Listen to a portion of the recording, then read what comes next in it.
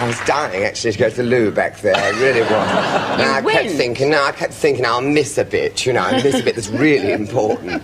And they said to me, go on, you must stand by. And I was glued to it, watching. What about, I'd like to ask all of you, actually, about critics. I loathe them, and I've got on a record of saying how much I loathe them so many times. It's almost become commonplace, you know. I regard them as... But Kenneth... I've always said they're the eunuchs and the harem, you know. They're there every night, they see it done every night, but they can't do it themselves.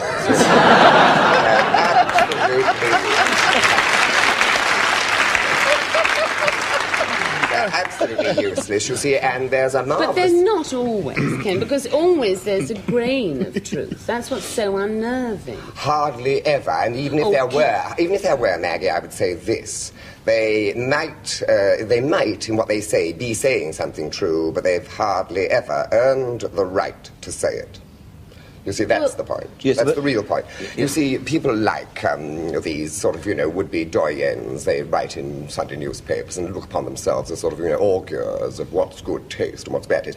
They sit there as though from Olympian heights, you know, discussing other people's work and often damning them in the process. I could show you cuttings that name people as being the best. You know, one of the critics said, not only the best in the Western Hemisphere, nay, N-A-Y, nay, the world. And went on to name people that have trod a path into oblivion. I've not heard of them ever since, you know. And so you begin to think, well, what are they worth? They're all useless, you see, because half the time they're not really doing what a critic should do, that is, communicate some sort of affection and love for his subject to the reader.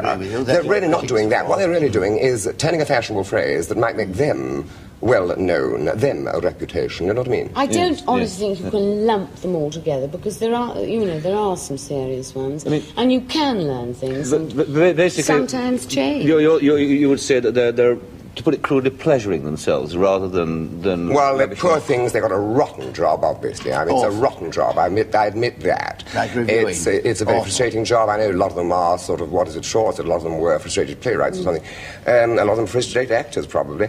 But, you know, Russell Lovell said that there's something fundamentally ridiculous about criticism insofar as what is good without us saying so. Yes. You know what I mean? Yes. And that, I suppose, really exposes the whole thing. And it also brings out the truth of what you said, that the communicating enthusiasm precisely is what you should do. That's what they should be doing. Now, there are certain people that can do it. There are. I mean, I've read Rex Reed, you know, those profiles in New Yorker, and he really does communicate an atmosphere. You do feel, if you're reading that kind of writer, you do feel something of the atmosphere of the show, the entertainment he enjoyed, and he infects you. And this really happens with good teaching, doesn't it? A good teacher, he takes you into the realm of English literature, poetry. I mean, my English teacher did. He infected me with a spirit of poetry, you know what I mean? And he introduced me to poets, mostly, I must admit, the Romantics. Probably that was my melancholic leaning at the time. Shelley, Keats, Byron, these sort of people.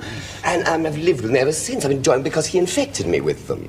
But he didn't do it in any way destructively. Do you see what I mean? Exactly. He did it with love and affection. And I'm sure that the real, the criticism that matters in this sense is that kind of thing, not the thing where they're turning a nice phrase, which is a good headline, or something clever, or something catty, or something malignant, which lingers in the memory for a day or so. And certainly only for a day or so. Do you get really melancholic about yes. Do you really? I can't bear it. I don't belong to a press cutting agency. There was a time when I longed to see my name in print. Now I see it with dread. And does it really affect you? Oh, I always believe it's true. I believe anything that's said against me is true, and anything that's said in my favour is flattery. Really? Yes, I never can believe that I'm any good at all. No, I think, again, I think all artists desperately need the reassurance from the outside of their own worth. They haven't got it within. Yes. I think this is one of the paradoxes of all art, don't you? I mean, that though they may appear very often, artists, to be people of power and strength, in actual fact, the reverse is true. They're the most vulnerable people in the world. Yes. I remember going backstage and meeting my idol at the time, Sir Godfrey Towe. Yes. And he actually said to me, I mean, he was giving a marvellous performance in the Air, at the Haymarket, and I was sitting in his dressing room. I was full of awe. I was a very young actor and very green. I couldn't even find words to say how marvellous I thought his performance was. And he said to me, I've been terribly downcast because a woman brought her little boy to see it. He was 10, and he said, my trousers were too high and the socks were showing. And that worried him. Kenneth and Maggie, can we talk a little bit now? So we've been talking a bit about show business, about something that John was talking about earlier, about the whole business of preservation and this sort of thing.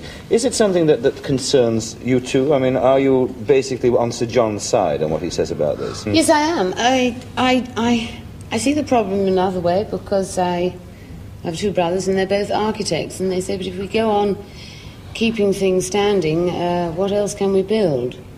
I suppose really our problem here is that we are just a small island. But the examples of planning blight that you do see, things like the dreadfulness of the Elephant and Castle, which used to be a place of humanity and warmth and people, which is now just a concrete desert and a mess and an absolute disgrace. And what they've turned the Euston Centre into is the same thing, just a blight. Frightful. This sort of thing is really an absolute disgrace. Moreover, any government, well, exactly, I mean, any government, and it was the Labour government, I believe, which had the power, could have turned the whole thing into flats for people, left the whole thing standing empty all the time. It was a national scandal, did nothing about it at all. The Office Development Permit, it wasn't introduced by who was the man, the Lord, you know, the man that was Foreign Secretary. Who was he under the Labour government administration? Oh, he introduced Brown, George Brown. George Brown. Yes, he introduced the Office Development Prohibition, you know. He stopped offices being built. But only in the last 2 years of the government, when it should have been done miles before. The first act of a socialist government, a government which says it's socialist, the first act they should make is to stop all that and say homes. Homes, the most important thing. Makes me sick when I read all this crap about, oh, let's have a youth club, let's have a theatre built, or let's have something else built. No good all that. Cultural activities are no good if there's no home to go to, is it? Absolutely true. You must have a home. Yes. So the first requisite is a home. On the ground. Well, I was going to Precisely.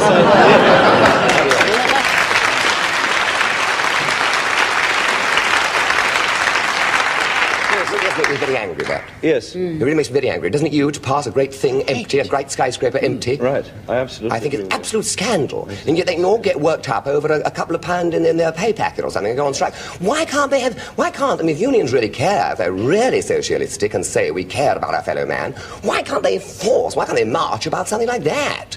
Instead of another pound for themselves, why not a few pounds for somebody else who's really hard up? But that's not the union's problem. I've got support here. It's not the union's fault, that yes, condition. Look, what is the statue outside the TUC? Have you looked at that statue? The statue outside the TUC depicts a man helping, doesn't it? He's helping up another man who's on the ground. Yes. And that statue symbolises what the TUC stands for, doesn't it? Of course. Right, well, when a union does something like jeopardising the work of their fellow men, if you stop trains, people can't get to their work, can they? Can they? They can't get to work, even. So in doing what you want for yourself, you're jeopardising your fellow men, aren't you? Yes. Well, why can't you act in concert with your fellow men? Why do you have to do something which endangers the livelihood of your fellow men? When that statue represents exactly that, helping, not hindering. Because it might be that the fellow... that one fellow, to take two workers at one fellow, is a lot worse off than the other worker. They're not all equal, are they? I mean, if they were all equal, there'd be no problem. Precisely, but it comes down to a question of morality. You don't just work for another pound. When I took my job at £3.10 a week, ASM in small parts, I come out the army, 47, that's what I got. 47, or £3.10 a week, and the digs were 25 bob all in. And the rest, I had the soap and the fags, you know. And the odd bit of harpic to shove round the bend, because I did my own cleaning. But I saved, and because I wanted to do the job and wanted to do it well, I got another rep fortnightly, and then after that I got monthly rep, you know, and I got a bit better. I did 7 years in the provinces before I came to London. And I think if you're prepared to do that kind of thing, you're doing it. What are you doing it for? You're not saying I want another pound all the time. You're saying I want to do the work better. Yes, but now, that was the kind of morality I was brought up with. You don't do a job just for what you get. You do the job because you want to do it well. Oh, but Kenneth, can I say I think that's crap? I mean, I'm sorry. I really... I've never been so insulted. Kenneth?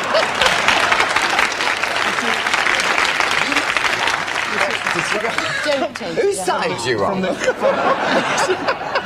See, it's all very well you saying that. It's all very well all of us here in jobs that are creative, where you can see if you go work, you've got a talent, you can get to the top, and you can get, you know, handsome living. Now, you're not going to tell me that you are going to be compared with somebody who's sticking door handles on a car for 10 hours a day, 5 days a week, that he's not going to get frustrated, that he doesn't deserve an extra quid if he wants one. Of course his work ethic is money. It's got to be. He doesn't get the satisfaction from the job that we get. I mean, that's true. Of course it's true. You've talked...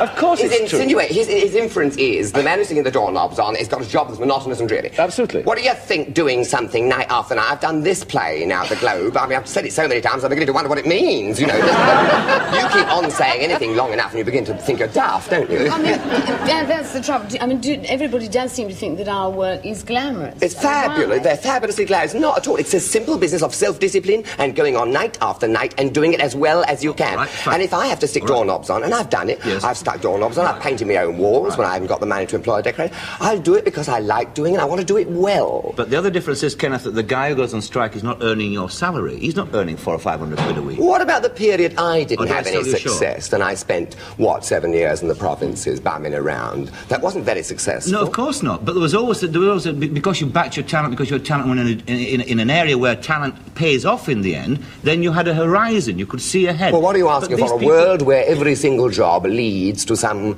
marvellous end? Yes. Well, all jobs can't be like that. Well, precisely. And that's the problem. But nevertheless... I mean, so therefore you must allow people their frustrations. No, they must accept their limitations, surely. We don't get pensions. Come on. They must be allowed to... That's a Superman argument. It isn't. Voltaire said every man must dig in his own bit of garden. There wasn't much wrong with Voltaire's philosophy, was there? No. Sir John, could we have a calm word, because Kenneth and I are getting rather excited. By the way, do you know what they say his last words were, Voltaire? No. They said, but apparently a priest came and they said, will you now make your peace and renounce the devil and all his works? And he said, it's a bit late in the day to be making enemies.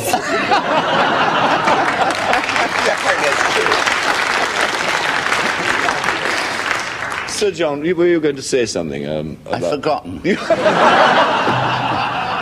And I don't blame you at all. Poetry. Let's talk about poetry for a while, some of his lines have absolutely reverberated in my head. Yes. And we were talking about you the other day. You weren't there. And Maggie was quoting a thing of yours which has always stayed in her head. What was that line you were saying? The phone for the fish knives, Norman. The phone for the fish knives, Norman, that poem. Yes. And I was saying the one that always stays in my head is the prayer of the lady about the air raids. It says, Lord, keep beneath thy special care 149 Cadogan Square. Which I love. Yes. And come friendly bombs and fall on Slough. Yes, you shouldn't mention All the trouble I got in with that. Did you have trouble in there? Yes, that was when I was a prep school master on 30 quid a term in Gerrard's Cross. Really? All in, of course, but still didn't leave you much for cigarettes. No, but no Harpic. No. And what kind of problem did it create? Did you... Well, you can't libel a corporation, thank goodness. You can libel an individual, like the borough engineer or somebody like that, but not a conglomerate body. But they've always, they've been very nice, generous to me in Slough, considering I was about 19 when I wrote that, and I'm now, goodness knows how old, 65, nearly 66. Why it should be remembered, I can't think. In those days... everyone was very horrified by the new tendencies of things coming. We could see the evil world of tall skyscrapers and nothingness that we've been describing arriving. And that was what the anger of that poem was about. And the lack of consideration for the individual as a separate person. Why I must go on for a second. Why I like actors very much, and is because they're givers, not takers. Yes. And it's the takers we're always fighting against. You have to spend your whole time every day doing that thing of being en rapport with the audience. Very exhausting. Yes. What one poet called the eternal reciprocity of tears. You see, to understand about comedy is to understand that, because the pathos, which has got to be inherent in a comedy performance, if you haven't got it, you haven't got any comedy. If they're not really basically sorry and really identifying with your situation. There's a poem by Hal Burton somewhere about, Caesar must die in them. Their lives must be rehearsed, their deaths must pass. Kenneth, we are sadly running out of time. It's a disgrace. You said so much longer. I asked for over an hour last time. I was sandwiched in for a couple of minutes. It's a disgrace. It really is. I tell you what, you don't have to make good use of those couple of minutes, though, don't you? Kenneth, you were going to read, I believe. Oh, yes, I got it here. Because you like me, we're not flattering. We are a Betjeman fan. Yes. No, yes, we were talking about this. And we're going to do this one. Yes. We're going to read this together. Please. So now, this, you want to tell the title? Yes, the title is called Death in Leamington, and it's one of the earliest first poems you ever wrote, Sir John. Yes. First poems I got published, yes. First published, yes. Could you? She died in the upstairs bedroom by the light of the evening star that shone through the plate glass window from over Leamington Spa. Beside her the lonely crochet lay patiently and unstirred, but the fingers that would have worked it were dead as the spoken word.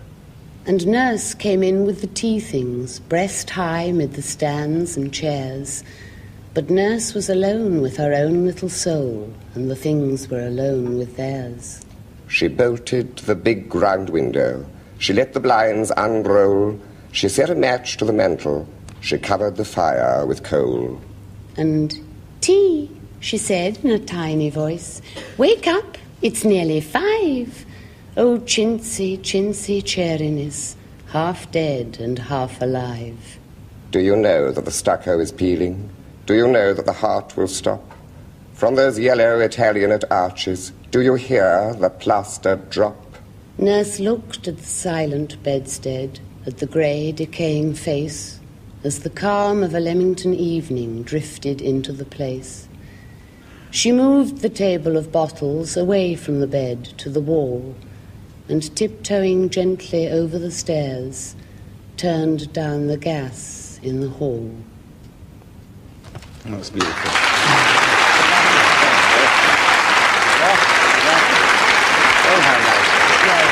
Thank you very much indeed. You enjoyed that, did you? That's a lovely poem. After a couple more shows with Kenneth, the relationship improved. In the end, we got on fine. We were never in danger of becoming bosom friends, but I admired his talent and felt sad that somehow he gave the impression of going through life being unfulfilled, both as an entertainer and a person.